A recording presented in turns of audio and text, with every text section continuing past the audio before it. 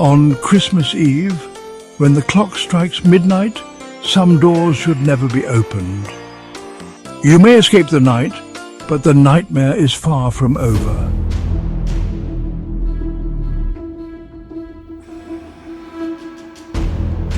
William trudged through the silent forest. Each step crunched upon the snow. The air was bitter, biting at exposed skin. Above, skeletal trees clawed at the twilight sky. They were gnarled fingers against the fading light. His breath rose in ghostly plumes. The forest seemed to press in around him. It was a labyrinth of shadows and frost. Twisted branches heavy with snow resembled contorted limbs.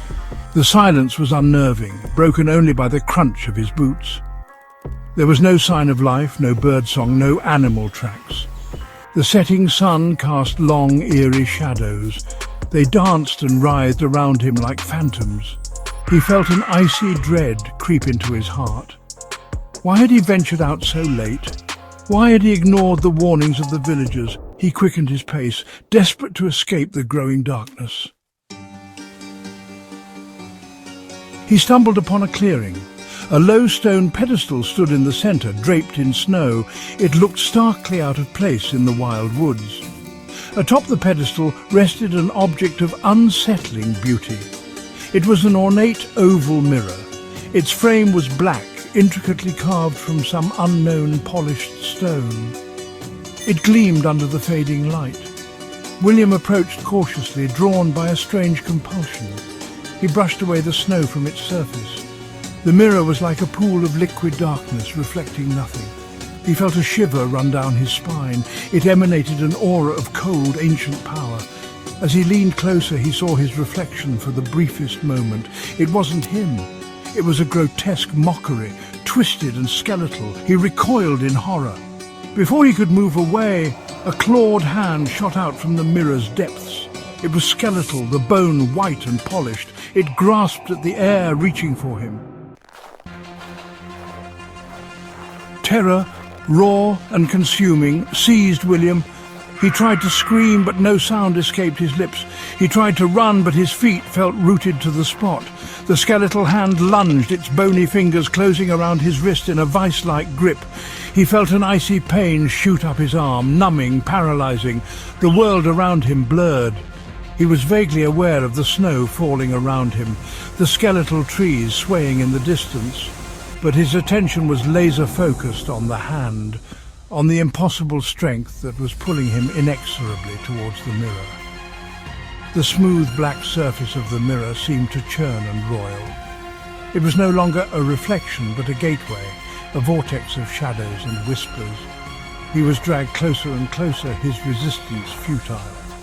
The world stretched and distorted. The trees around him became grotesque parodies of nature. His own reflection became a swirling amalgamation of fear and despair. He was falling into the mirror, into the abyss. Then everything went black. William gasped, drawing in a ragged breath. He was no longer in the forest. He stood on cold obsidian stone.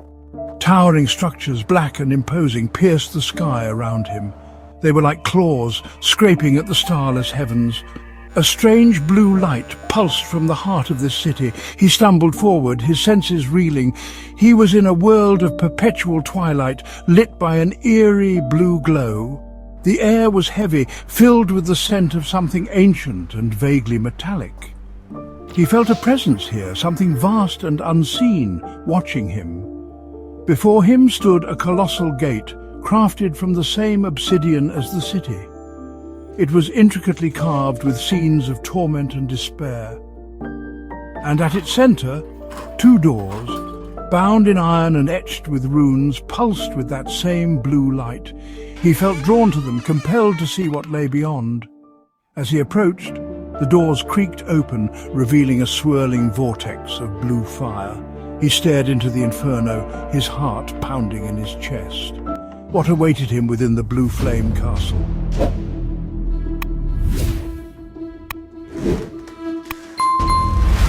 The ballroom was a symphony in decay. Cobwebs, thick as tapestries, draped the once gilded balconies. Dust lay heavy on the marble floor, disturbed only by the ghostly waltzes of phantom couples. Yet the air thrummed with a strange energy, fueled by the eerie blue flames that flickered in the grand chandeliers. William, drawn by an unknown force, stood at the entrance captivated. The flames cast dancing shadows, twisting and turning with the spectral dancers. Each flicker illuminated a fleeting tableau of grandeur and ruin. A chill snaked down his spine, a stark contrast to the unnatural heat emanating from the heart of the ballroom. He felt an irresistible pull, a siren's call to join the macabre waltz. Taking a hesitant step across the threshold, William felt a shift. The music, barely audible before, swelled, wrapping around him like an unseen hand, drawing him into the heart of the ballroom. The shadows seemed to reach for him, their forms solidifying, their movements becoming purposeful. He was no longer an observer, but a participant in this waltz of the damned. The touch was feather-light, yet it sent a jolt through him. He turned, his breath catching in his throat. She was breathtaking, with eyes like starlit pools and hair like spun moonlight. Two great silver wings unfolded behind her, each feather edged in the same eerie blue fire that lit the ballroom. "Welcome, William," she spoke, her voice a melodious whisper that seemed to echo in the vast emptiness of the ballroom. "This is the dance of shadows, a waltz that binds all who enter its embrace." Her eyes, filled with a wisdom beyond her years, held his gaze. Fear warred with fascination within him, a heady cocktail that made it impossible to look away. "Who are you?" William asked, his voice barely a whisper above the mournful strains of the music. The air around them seemed to crackle with energy, charged with an otherworldly power that sent shivers down his spine. He felt as though he were teetering on the edge of a precipice, one misstep away from tumbling into an abyss. "I am Seraphina," she replied, her lips curving into a sad smile. "And this," she gestured around them at the swirling dancers, "is the dance of oblivion. Beware, William, for once it claims you, there is no escape." Her words hung in the air, heavy with warning. As they danced, the shadows around them grew more animated, their movements more frantic. William felt a cold dread seep into his bones, a growing unease that gnawed at his insides. He noticed a flicker of movement in the shadows, a glimmer that was different from the spectral dancers. It was a cage crafted from shimmering crystal, and trapped within was a young woman. Her name, Emily, echoed in his mind, though he couldn't recall ever hearing it before. Her face was pale, her eyes wide with terror as she watched him, her lips forming silent pleas. He strained towards her, but Seraphina's grip tightened on his hand. "Don't," she whispered, her voice laced with urgency. "She's lost to the dance now." The music swelled, its tempo increasing, pulling William deeper into the heart of the dance. He felt his steps becoming more erratic, his control slipping away. The shadows around him seemed to press closer, their ethereal forms becoming more solid, their touch colder, more insistent. He was losing himself in the maelstrom of the dance, his will slowly being eroded by its intoxicating rhythm. "The mirrors, William!" Seraphina's voice cut through the haze of the dance, her words sharp and urgent. "Find the mirrors!" Her grip on him loosened and he stumbled back, momentarily free from the pull of the dance. He looked up, his gaze drawn to the far end of the ballroom. A long hallway, lined with countless mirrors, stretched before him, each one reflecting the eerie blue flames and the shadowy dancers. He took a step towards the hallway, desperate to escape the suffocating embrace of the ballroom. But as he did, a cold hand closed around his wrist, stopping him in his tracks.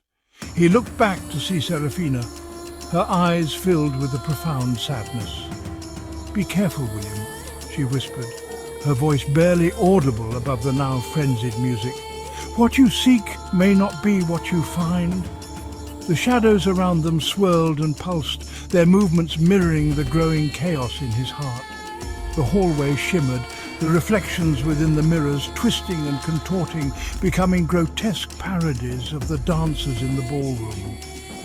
As he stared into their depths, he could have sworn he saw a single, chilling word reflected back at him: forever.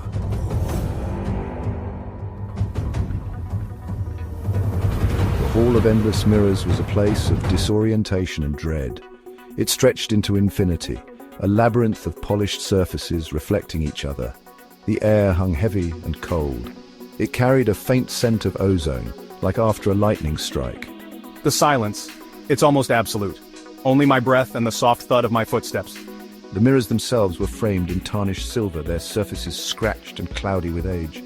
They reflected William back at himself from 1,000 different angles, each reflection subtly distorted. Some were elongated, stretched thin, as if by unseen hands. Others were squat and grotesque, their features twisted into menacing snarls. How long have I been wandering here? Time. It seems to have lost all meaning within these mirrored walls. He had long since stopped trying to find an exit, resigning himself to the unsettling reality that he might be trapped here forever.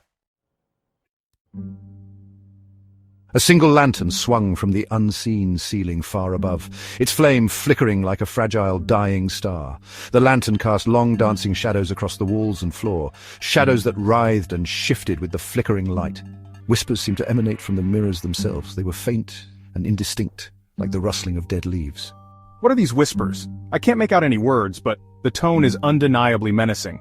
It sent a shiver down his spine. He quickened his pace, his heart pounding in his chest. He felt a growing sense of unease, a feeling that he was being watched by unseen eyes. Each whisper seemed to draw closer, to grow louder.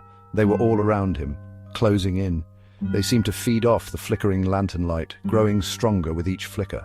I want to scream, to break free from this suffocating silence, but I know it would be futile. William pressed on, his hand trailing along the cold, smooth surface of the mirrors. The reflected images flickered past him, a nightmarish parade of distorted faces and twisted bodies. He tried to avert his gaze, but he couldn't help but steal glances. Oh no, I see myself as an old man. My face a roadmap of wrinkles, my eyes clouded with despair. He saw himself as a rotting corpse, his flesh sloughing off his bones, his teeth bared in a silent scream. He saw himself as a monstrous creature, his body twisted and deformed, his eyes burning with an unholy light. Each reflection fills me with a fresh surge of terror. I want to close my eyes to shut out these horrifying images, but I can't. I have to keep moving, keep searching for a way out of this nightmare. Then he saw her, Emily. She was trapped inside a cage of shimmering crystal, her face pressed against the bars, her eyes were wide with terror, her mouth open in a silent scream. She reached out to him, her fingers brushing against the cold, hard surface of the cage. Emily, I have to reach her, get her out of there! But as he drew closer, he realized that something was wrong. Emily's reflection wasn't moving. Her eyes stared blankly ahead, her face frozen in a silent scream. The whispers seemed to intensify, swirling around him like a vortex. They seemed to be mocking him, taunting him with the sight of his beloved Emily, so close yet eternally out of reach. No, this can't be! He slammed his fist against the mirror, but it was no use. The surface was as unyielding as stone. Some mirrors show truth.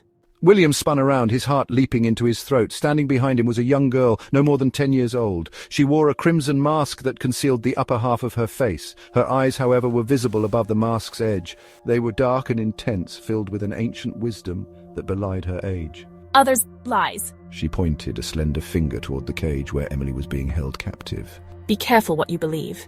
Then, as quickly as she had appeared, the girl vanished. William stared at the empty space where the girl had been standing, his mind reeling. What did her words mean? Which mirrors showed truth and which showed lies? And how could he tell the difference? A high-pitched ringing filled the air, and one of the mirrors shattered with an ear-splitting crack. William flinched back, shielding his face with his hands as shards of glass rained down around him. A clawed hand shot out from the broken mirror, narrowly missing me. The claws scraped against the floor, leaving deep gouges in the stone. I scrambled back, my heart pounding in my chest. I had caught a glimpse of something dark and monstrous in the shattered reflection, something that filled me with a primal terror. I knew I had to get out of this hall, and quickly. The whispers were louder now, more insistent. They seemed to be urging him onward. deeper into the labyrinth. I couldn't shake the feeling that I was being herded, driven like prey towards some unknown predator. I stumbled onward, my breath catching in my throat. He glanced into one of the mirrors, and his blood ran cold. Staring back at him was not his own reflection, but the face of another. It was a skeletal face, its eyes burning with a cold blue fire. The figure was clad in flowing black robes, and in its hand it held a gleaming scythe. William recognized the figure from the old stories his grandmother used to tell him. It was Azrael, the angel of death. Azrael's skeletal grin widened, and the reflection reached out from the mirror, its bony fingers closing around William's throat. I screamed and stumbled backward, my hand flying to my neck, but there was nothing there. The reflection was gone. Panic seized me, and I broke into a run.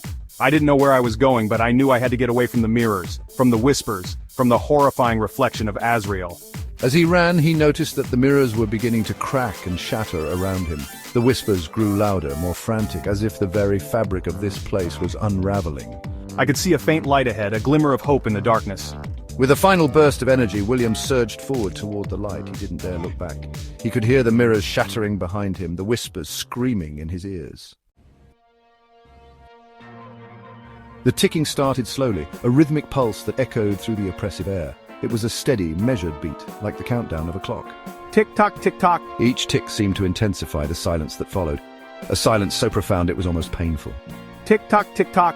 The light ahead grew brighter, closer. William could almost feel its warmth on his skin. He pushed himself harder, his lungs burning, his legs screaming for respite. Then, with a deafening crash, the ticking stopped. Silence descended once more, absolute and complete. William didn't slow down. He didn't dare to look back. He didn't need to. He knew with a certainty that chilled him to the bone that he was not alone.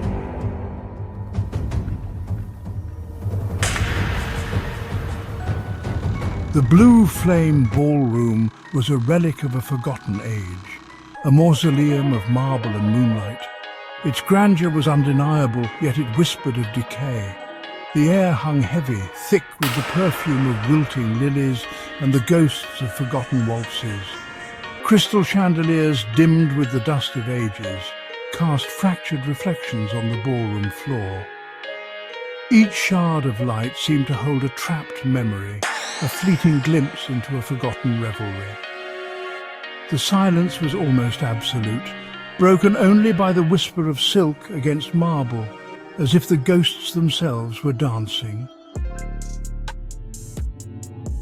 A haunting melody drifted through the air, a waltz both beautiful and melancholic. It was a rhythm that seemed to seep into William's very bones, pulling him toward the heart of the ballroom. Couples swayed to the music, their faces hidden behind elaborate masks. Their movements were fluid, graceful, yet there was a chilling precision to their dance. William watched, captivated, as the dancers moved with an almost unnatural grace. They glided across the floor, their steps echoing in the vast emptiness. It was a mesmerizing spectacle, seductive and terrifying in equal measure. Suddenly a hand touched his arm. He turned to find a woman with eyes like emerald fire and a smile that promised both heaven and hell. "Care to dance?" she purred, her voice a husky whisper. Her mask, a silver filigree of thorns and roses, did little to hide the knowing glint in her eyes. "I am Serafina," she said, her voice barely audible above the music. William felt an inexplicable pull toward her, a sense of destiny that both excited and terrified him. Her touch sent shivers down his spine, a mixture of anticipation and dread. As they began to waltz, she leaned close, her breath warm against his ear. "Beware the dance of oblivion," she murmured. "It seduces the soul and devours the heart." He tried to answer, but his voice caught in his throat. His gaze was drawn past her, to a crystal cage that hung suspended above the dance floor.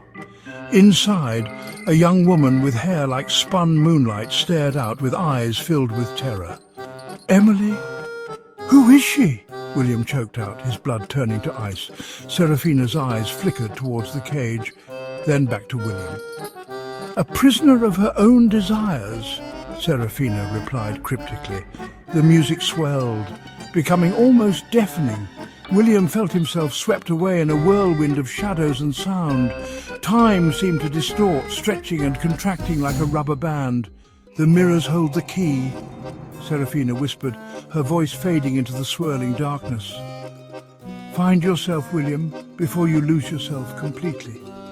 He turned to face her, but she was gone. He stood alone in a seemingly endless hallway of black mirrors, each one reflecting back a distorted image of himself. His own eyes stared back at him, hollow and cold.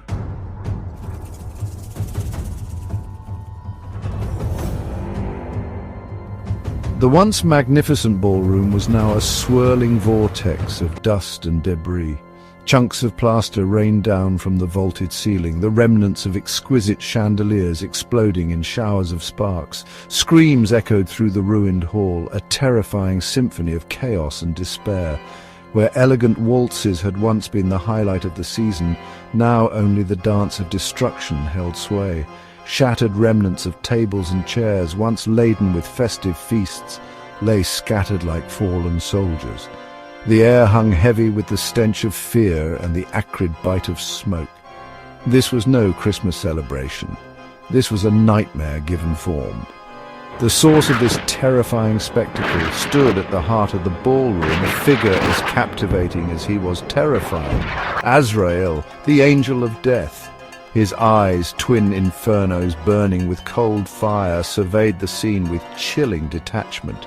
A cruel smile played on his lips, the only sign of pleasure he took in the unfolding devastation. Tonight he was both conductor and audience, orchestrating this symphony of suffering and reveling in the terror that clung to the air like a shroud.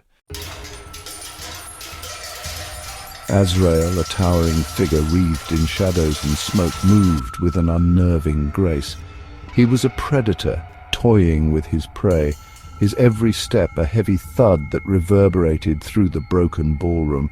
In his wake, fear congealed like frost, chilling the air and stealing the breath from those unfortunate enough to meet his gaze. He stopped before a cage of shimmering crystal, its delicate beauty a stark contrast to the destruction that surrounded it. Trapped within, her face a mask of terror and despair, was Emily. Her eyes, wide and filled with unshed tears, darted around the chaotic scene, searching for any glimmer of hope in the encroaching darkness. Her breath hitched in her throat as Azrael reached out, his long, skeletal fingers tracing patterns on the crystal bars. His touch sent shivers down her spine, each one a jolt of pure terror. "Such beauty, wasted on the living." His words hung in the air, a chilling promise of the fate that awaited her. Suddenly a figure darted from the shadows. William, his face a mask of desperation and fury, launched himself at Azrael. He moved with a speed born of desperation, his only thought to reach Emily, to tear her from the clutches of this nightmare. Azrael, caught off guard by the sudden attack, stumbled back. A flicker of surprise crossed his face, quickly replaced by amusement. This mortal dared to challenge him? "Foolish mortal, you cannot hope to defeat me." He snapped his fingers, and the air around William shimmered and twisted. The floor beneath him buckled and swayed, transforming into a grotesque parody of a dance floor. William cried out as the ground shifted beneath him, forcing him into a desperate dance. He whirled and leaped, dodging jagged fissures that cracked open in the floor, each movement a testament to his will. His muscles screamed in protest, his lungs burned with exhaustion, but still he danced. He wouldn't give up, not while Emily remained a prisoner. A strangled cry pierced the air, drawing William's gaze to the edge of the chaotic dance floor. Serafina, her face pale but resolute, stood before Azrael, her arms outstretched as if to hold him back. She was a beacon of defiance against the encroaching darkness. William as William. Serafina. "No!" William screamed, his voice hoarse with terror and exertion, but his warning came too late. Azrael merely smiled, a chilling, predatory expression that sent shivers down William's spine. With a flick of his wrist, he sent Serafina flying through the air. She crashed against a pillar, her small form crumpling to the ground. A wave of despair washed over William, threatening to drown him in its icy grip. He wanted to rush to her side, to hold her close, but he couldn't, not while Emily remained trapped. Serafina as Serafina. Live, William. Save her for me. Her eyes fluttered closed, and the light faded from them. Rage, raw and primal, surged through William. He would honor Serafina's sacrifice. He threw himself back into the dance, his movements fueled by grief and fury. He spun and leaped, his body a blur of motion as he fought to reach Emily. And then something extraordinary happened.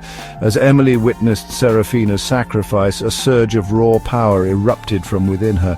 It was as if the very essence of her being, the inherent goodness and light that resided within her soul, had been ignited. The crystal cage that held her captive shattered, erupting in a blinding flash of white light. The ballroom fell silent, the dance of destruction momentarily forgotten. Azrael stumbled back, a growl of frustration escaping his lips. The light, pure and radiant, seared his darkness, forcing him to shield his eyes. It was a power he had not anticipated, a power he did not understand. You may escape the night, but the nightmare is far from over. The horror of Christmas returns.